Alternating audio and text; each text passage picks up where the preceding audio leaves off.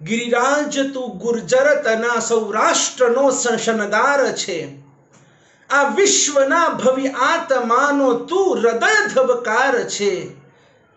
सौंदर्य गिरी मुझ जीवन मा सौंदर्यता विकसावजे, અને गिरिराज वंदी वीनवु मुझ पाप ने सळगावजे, सौ पाप ने सळगावजे। हे गिरिराज, आप कहाँ हो? इस हमारे हिंदुस्तान के गुजरात राज्य के सौराष्ट्र में भी भावनगर जिले में पालीताना तालुका, इस पालीताना तालुका के अंदर आप विराजमान हो। पूरे विश्व के अंदर 14 राजलोक में तीनों लोक के अंदर, चाहे पृथ्वी लोक हो, पाताल हो या फिर देवलोक हो, इन तीनों लोक में सबसे ज्यादा महत्व इस मनुष्य लोक का इसलिए है क्योंकि यहाँ पर कोहिनूर से भी ज्यादा कीमती ये शत्रुंजय गिरिराज आज हमारे पास, हमारे हिंदुस्तान के अंदर है, हमारे गुजरात के अंदर है, हमारा सौराष्ट्र में है। और इसीलिए आप इतने सुंदर हो कि आपको देखकर किसी का मन मोहित हो जाता है। आप इतने महान हो, इतने विराट हो कि आपको देखकर हर किसी को एक आकर्षण होता है। और इसीलिए मैं चाहता हूं, आपका नाम 108 नाम में से विशिष्ट आपका एक नाम है सौंदर्य गिरी, और मैं चाहता हूं कि मेरे में भी सुंदरता प्रकट हो। लेकिन वो सुंदरता सिर्फ देह की सुंदरता नहीं चाहिए मुझे, चाहे देह कितना भी कुरूप क्यों ना हो, लेकिन इंसान का मन साफ होना चाहिए, इंसान मन से सुंदर होना चाहिए, इंसान का दिल साफ होना चाहिए, वो दिल से सुंदर होना चाहिए। आज की दुनिया में लोग अपने मन को नहीं, अपने आत्मा को नहीं, अपने हृदय को नहीं, सिर्फ और सिर्फ अपने देह के पीछे पड़े हैं कि मैं कैसा लगता हूँ, मैं कैसा दिखता हूँ, मैं कैसी दिखती हूँ। और इसी ब्यूटी के अंदर हम अपनी ड्यूटी को खो बैठे हैं। हम सब ब्यूटी के दीवाने बन चुके हैं और इसी एक दीवानगिरी में हमने बहुत सारे पाप किए।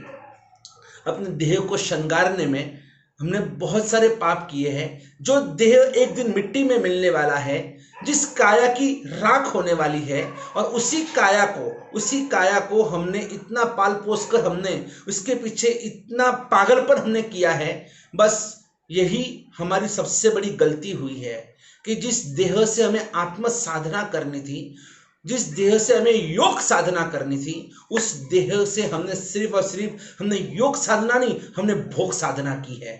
शंकराचार्य जी ने एक बहुत सुंदर श्लोक लिखा है, अंगम गलितम पलितम मुंडम दशन विहीनम जातम तुंडम वृद्धो याति गृहीत्वा दंडम तदपि न मुंचति आशा पिंडम। कि अंग पूरा हमारा कैसे हो गया, हम पहले कैसे थे, कितने सुंदर लगते थे, आज पूरा अंग हमारा शिथिल हो चुका है, हमारी बत्ती से निकल गई, हमारे बाल भी काले के धोले हो गए, और इतना कुछ होने के बाद हाथ में लकड़ी आ गई, आज थकान लगती है, कभी कमर दुखती है, कभी पैर दुखते हैं, कभी सिर दुखता है, कुछ ना कुछ बीमारी से हम घेरे हुए हैं। इतना सब कुछ होने के बावजूद भी हम बुढ़े हो चुके हैं। भले हम कितना भी हम अपने बालों को हेयर डाई लगाए, लेकिन इससे हम बुढ़े हो चुके हैं, इस बात को हम छुपा रहे हैं। लेकिन फिर भी देखो, इतना सब कुछ होने के बाद भी, इतना बदलाव हमारे में आने के बाद भी, आज भी इतनी उम्र होने के बाद भी अभी तक हमारे वो भोग के प्रति का आकर्षण, विषय कषय और वासनाओं का जो आकर्षण है ना, वो आज भी कम नहीं हो रहा है। इतने साल हमारी जिंदगी के बीतने के बाद भी अभी भी हमारे लाइफ में यू टर्न नहीं आ रहा है। और इसीलिए हम सिर्फ और सिर्फ अपने इस देह की विभूषा के लिए, इस देह की सुंदरता के लिए हम आज भी इतनी उम्र के बाद भी अभी भी हम ब्यूटी पार्लर का आकर्षण तो वही का वही है।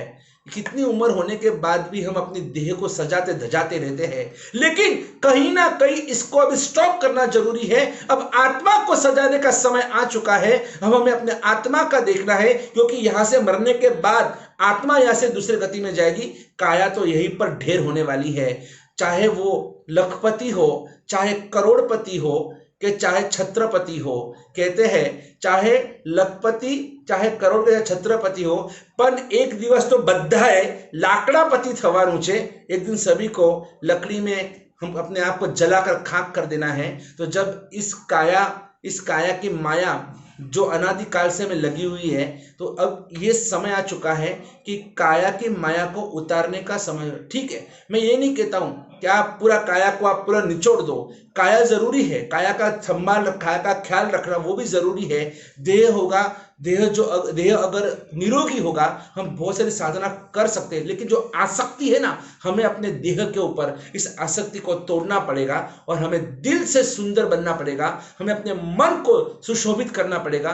फिर देखो ये सौंदर्यता हमें और हमारे पूरे आसपास के विस्तार को कितनी महका देती है।